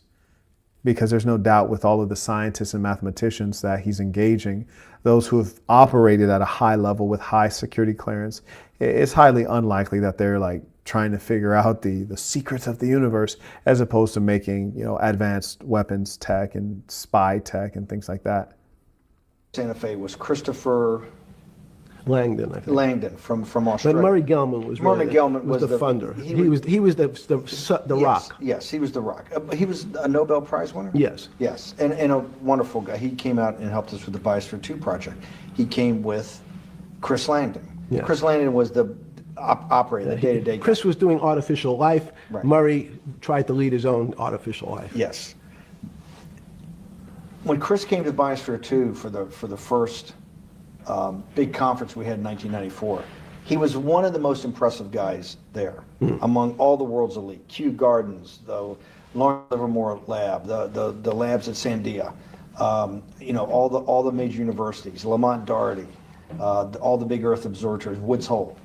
What set Langdon apart, I thought, and the reason I invited Santa Fe to be part of it, was Langdon actually made a presentation that everything, and he was making this to scientists, a lot of marine biologists, a lot of people that are just beginning, Wally Broker and people who were just beginning the study of climate change, at that time called global warming, that he made this compelling presentation that everything's really mathematics. Yes. It's all just back to math. And you have to, came to understand is that there's something with, there's numbers can describe certain things, approximate certain, or electrons. So because they thought it was a machine. Sure. Pre-Newton and then Newton, what did Newton solve that for millennia up to Newton had not been solved? And then I want to go forward all the way to Santa Fe, what they were trying to solve. Let's start with just two or three of the basic guys, but let's go with Newton. What pre-Newton, it was what? And then why is Newton such a genius? In such a, in the, I think mathematically they told me one time, I've seen there's been 115 billion people roughly that have lived on the earth. And of that 115 billion, I think the people. So Isaac Newton sort of invents calculus. Well, that sounds invents, you know, mathematicians. To torture seniors. Important, Steve, for today.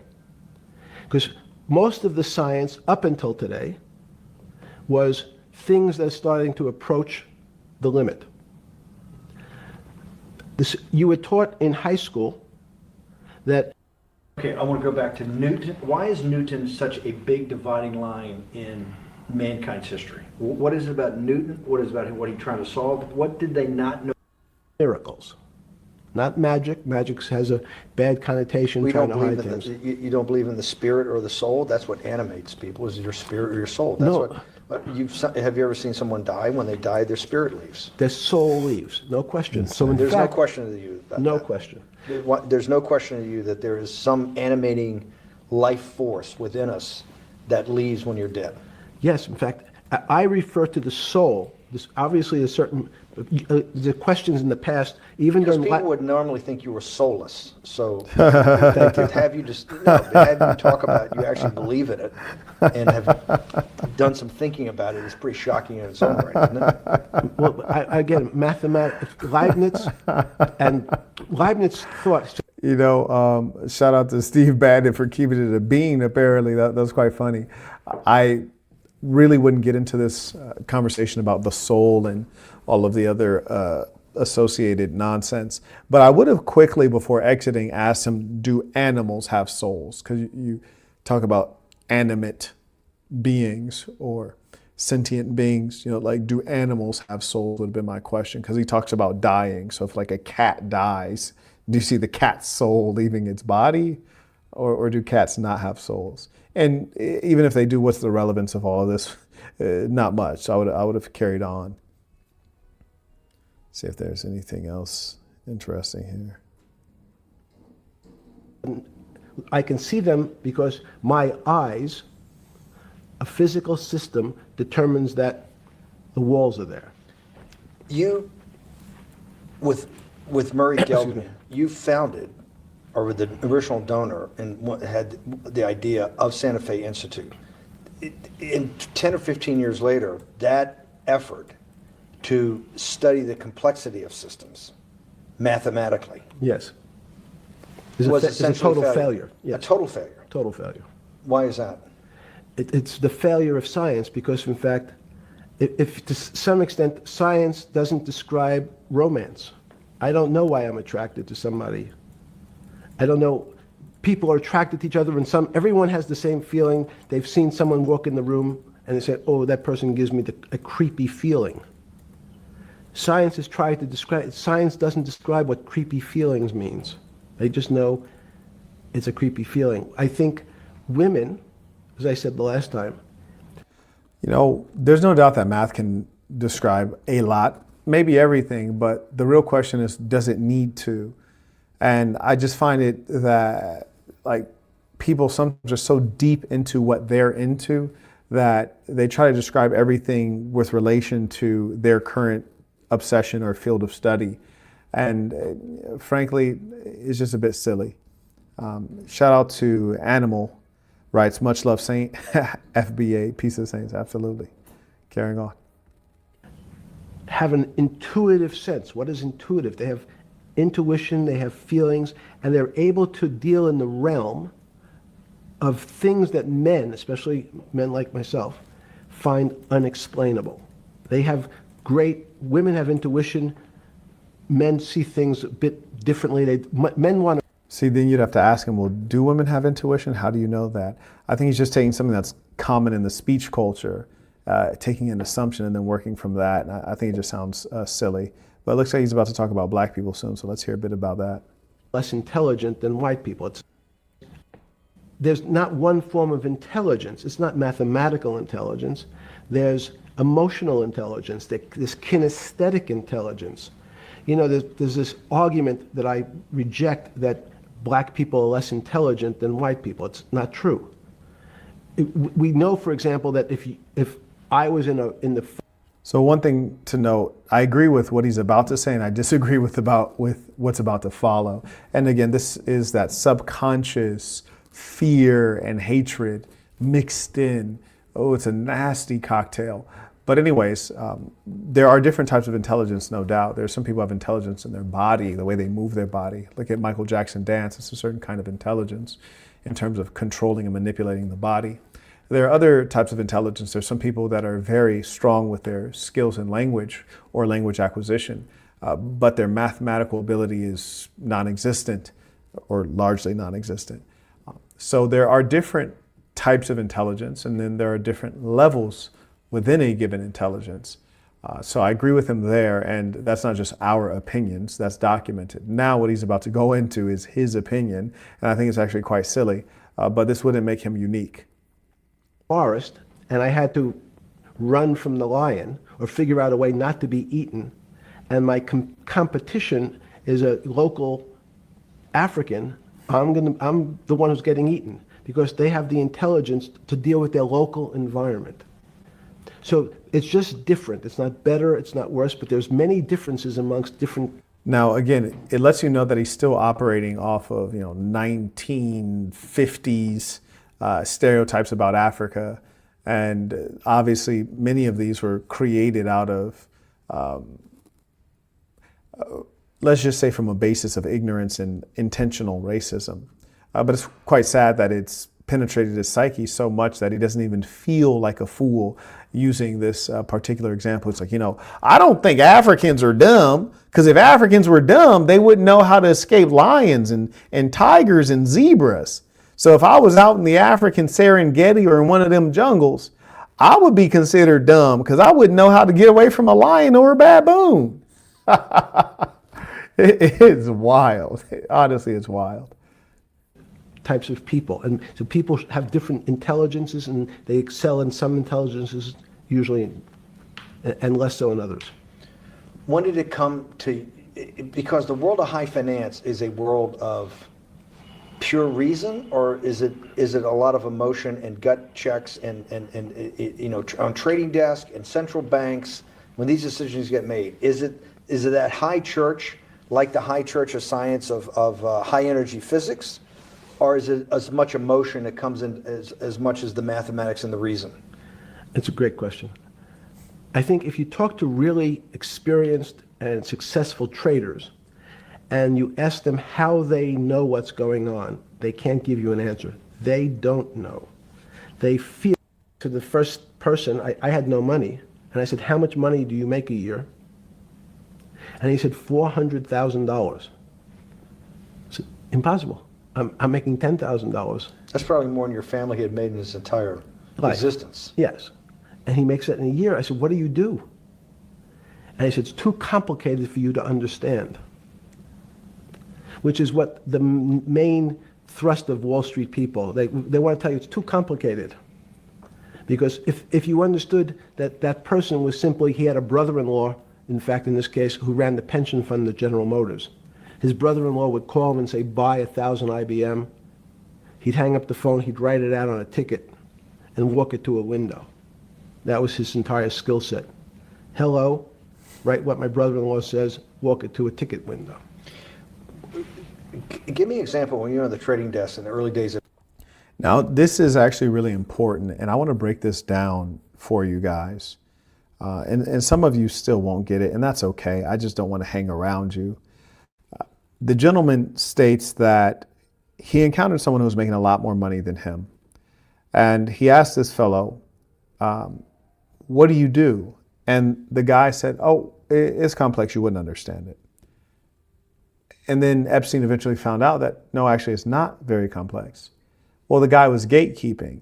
Some people may suggest that gatekeeping is a bad thing. No, gatekeeping is a necessary thing. Because if you open the gate to some places, then it'll become crowded and you'll no longer want to be within the gate. You'll have to go find something else. And so it's the person outside of the gate that has a problem with gatekeeping. The person inside of the gate, they survive based on gatekeeping. That's why sometimes I see dummies in the comments, whether it's a product or a service or anything that I produce, they might say, hey, how'd you do that? And I think, you imbecile, you're a stranger, you never support my work, you're not a member of this thing of ours, which is to say you're not within my group, you're not within my culture, I don't know you. Why would I share my secrets, my methodology, my trade secrets, my skill set, my knowledge base with you in general, and certainly not for free? As the blacks say, the game is to be sold, not told. And it's only the fools who don't have their game goofy and that they want you to put your business out in the world. And they probably wouldn't even use the skills and the knowledge if you told them. But gatekeeping will always exist. And you have to figure out how to get in the gate or how to create a gate. So a lot of people will continue being thoughtless and foolish. And when you're thoughtless and foolish, you might not realize that real people, they just push you to the side. They don't let you know that they're not going to deal with you. They just slide you to the side and they play you like a dummy. You heard me? They play you with kid gloves on. They treat you like a lightweight and you don't even realize it because you're too goofy. And that's why, things like Boss University, Book of Dark Truths, we really give and even Master Communicator course, we give you the game on how to get to the top because there's so much subtlety. And sometimes you get taken out of the game and you don't even know you've been taken out of the game. As I said, last time I hosted Saints Holiday, there was a young man who was sitting in my chair and had his feet kicked up on an end table. And I didn't tell him to put his feet down, just looked at him and didn't say anything at all. It wasn't worth me telling him to put his feet down. All I said to myself is, you will never, ever, ever, ever come to any of my events that I host in my home. And if ever there is an event and there's like a limited number of persons and you bought a ticket and someone else wants a ticket, I'm going to take away your ticket and give it to somebody else. And you don't even know it. Like you don't know that you did that to yourself by showing that you're so unrefined. And so it's like people take themselves out of the game and they don't even know it. And that's why when you have an opportunity to learn the lessons that are in Boston University, Master Communicator course, Book of Dark Truth, it might benefit you because you don't know what you don't know.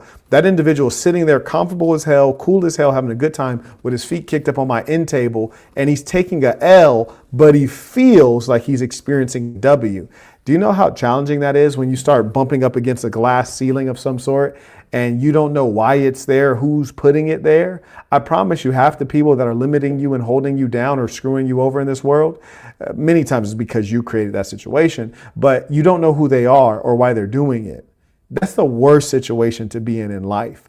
That's why you have to make sure that you're not accidentally stepping on people's toes, accidentally offending people unduly, and most importantly, you're playing the game of power according to where you rank in the game.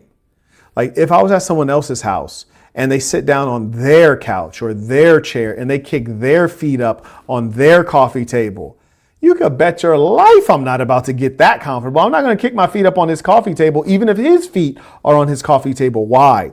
It's not my coffee table.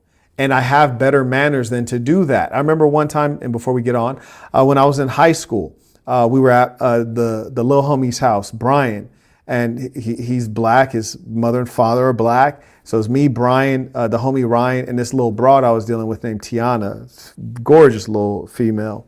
But she kind of grew up in Caucasian culture. And so she was sitting in Brian's couch with her feet in the couch, and which is generally something that you don't do in black people's house. So Brian's mom came in there and she like observed Tiana, and then like everybody kind of knew except Tiana. We're all like looking at her like, oh, damn. And then Brian's mom said, hey, Brian, let me talk to you. And then so she calls him out and, you know, tells him like, boy, you better get in there and tell that girl to get her feet out of my couch and don't bring her over here anymore. So Brian comes back in and he's like, hey, you guys, let's head out. Let's head out. So he didn't even have the heart to tell her like, hey, you're behaving like an animal according to our culture. You have your feet in the couch. We don't really live like that. He just tells everybody, hey, let's go. So then we leave. Now, next time we go to Brian's house, she's not getting invited, but she doesn't even know why she didn't get invited. So she actually never gets to improve because she doesn't know what her mistake was. And that's why there's so many things that you need to learn that other individuals around you aren't going to tell you and aren't going to teach you. That's why I find it to be such a value, some of these pieces of education, whether it's etiquette based, is social norms and social awareness based, that are hugely important things that make the difference between you networking effectively, making friends and getting to the next level, or you stagnating. Come on now. Yeah. Come on now. Shout out to B. C. Rice, Peace of the Saints, supporting this work. Did you get demonetized? Yeah, I got demonetized about 5-6 months ago. That's correct. Bear Stearns of a time that you felt either complete uncertainty or you saw total panic, where something was happening that people couldn't foretell, and that they were like in an airplane cockpit where it's going wrong. Walk us through that. In 1978, I think it was, across the news wires, there had been a collapse of... Bro, old as hell. My nigga said the news wires. In 1978, across the news wires. Niggas be like, yo, what is that? Bro is legitimately old. Shout out to my boy. Shit, not my boy. I ain't trying to catch a case out here. Shout out to BC Writes, meant remonetized. Aha. I figured as much. But I was just trying to read it according to how you wrote it. You hear me? I'm not trying to put words in your mouth. Shout out to Mr. Ferreira. Comes in by PayPal. He writes, Peace of the Saints tuition. Please continue with this insightful review. Sir, yes, sir. May I also acknowledge Trayvon. He writes, Peace of the Saints. Haven't caught a live in a while. Thank you for your masterful insight. There's been a lot of game. Also, shout out to the big homie for the stock lives. The ism saves lives. You know, it's funny. I recently was looking at my portfolio. I forget what had caused me to look at my state. Oh yeah, I remember. You know, sometimes when you use online banking and you deposit a check, it can either go into your brokerage account or your checking account. And I saw a check in my desk, and I was trying to check to see if it had been deposited. And I was looking through my brokerage account first, because usually I'll deposit checks into my brokerage account. And I saw that I'd received a number of dividend payments. And I was going through my portfolio to see, you know, which stocks had paid me dividends and how much of that particular security I had. You know, and the funny thing, I had a dividend payment from, I think it was United Healthcare. So a health insurance, a large health insurance company. I want to say UNH is a stock ticker. And I think I had maybe like $25,000 worth of this particular security, and the dividend they paid me was like $75 or something like that.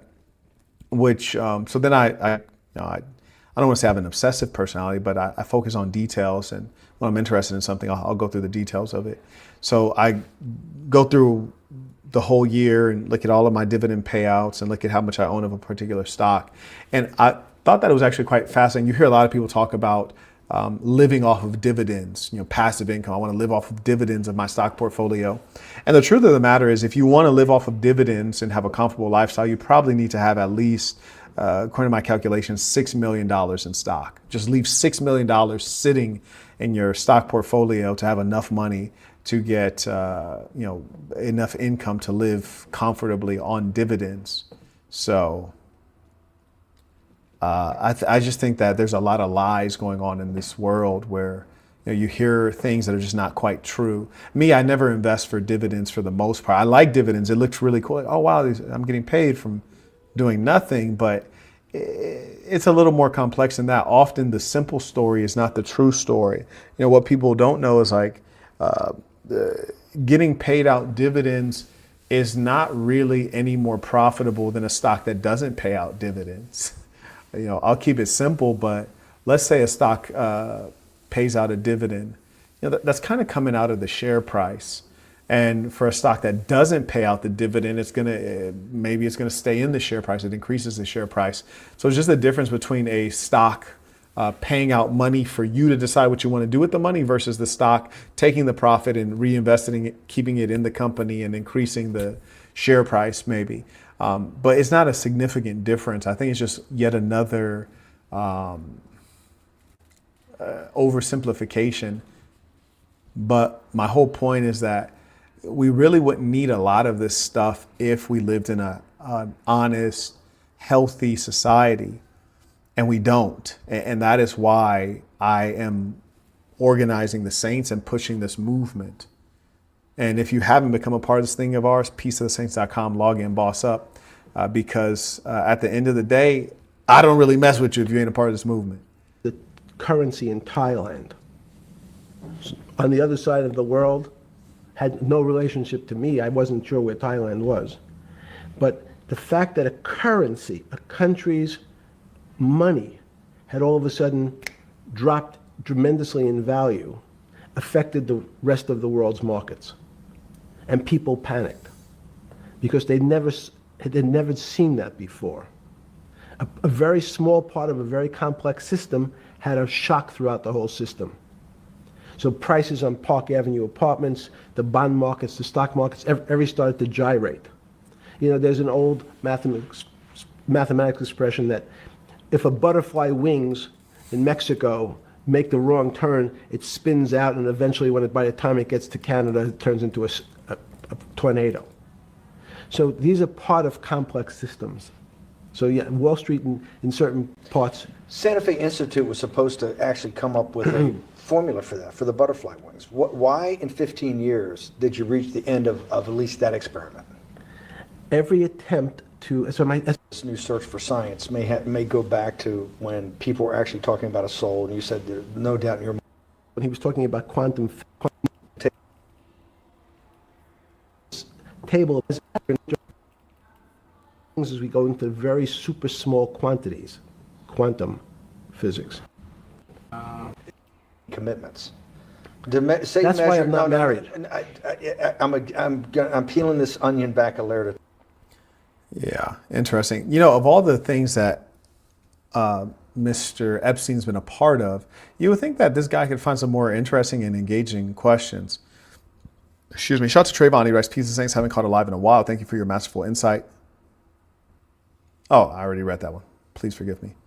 May I acknowledge Melvin writes, Peace of the Saints. Thank you to Melvin. Shout out to all the folks who stand up, make their name known. Shout out to Emmanuel. Looks like he used the Stripe link to share his support. Carrying on. Time. All your bullshit and happy target can't be measured like that, is that to say measure it's a commitment. You don't even like a commitment when you answer a question. I don't know. As they say in golf, commit to the shot. I don't know what it means to me. On an It's accurate. Zeno's, I got Zeno's paradox. I don't even know what it means Right. to measure you. Is that, am I measuring the top of your hair, the top of your skull? Which, and the year-old response to that question, we get to the, Okay. I'm in a privileged If it didn't happen position to have, then, when did it, or did it happen before I was then? going to hopefully Okay. get to the, Okay.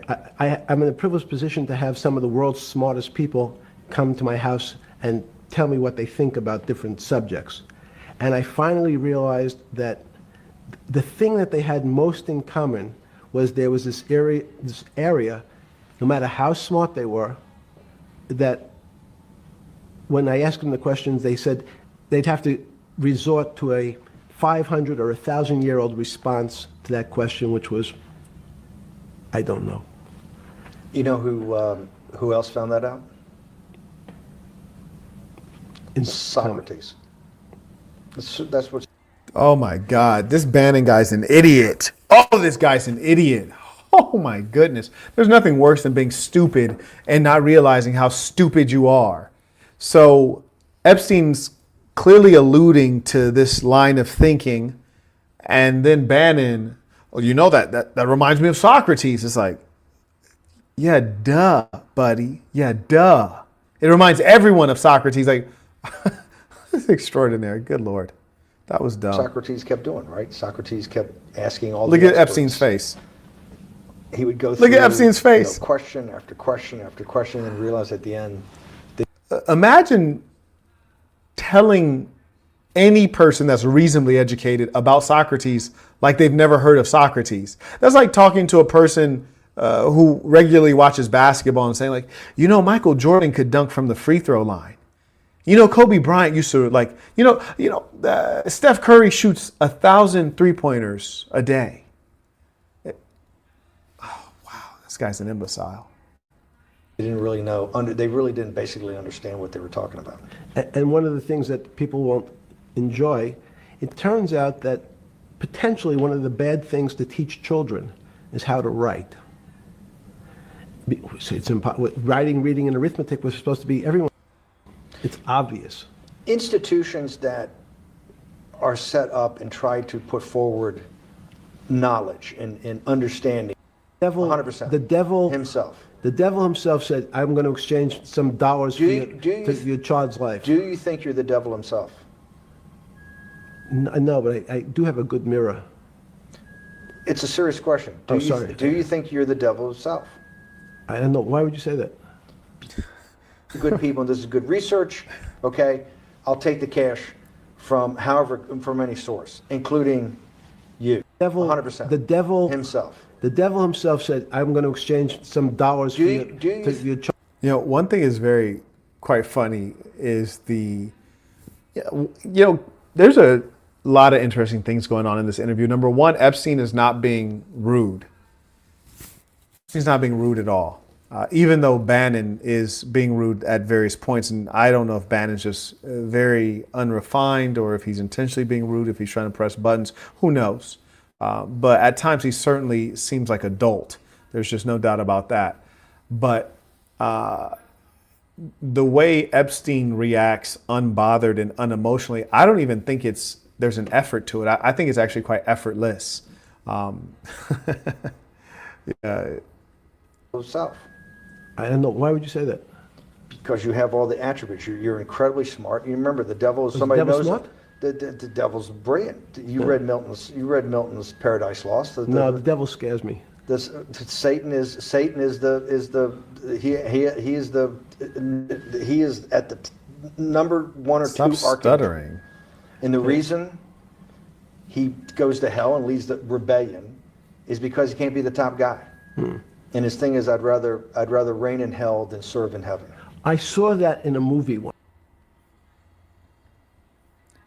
Yeah, that was weird.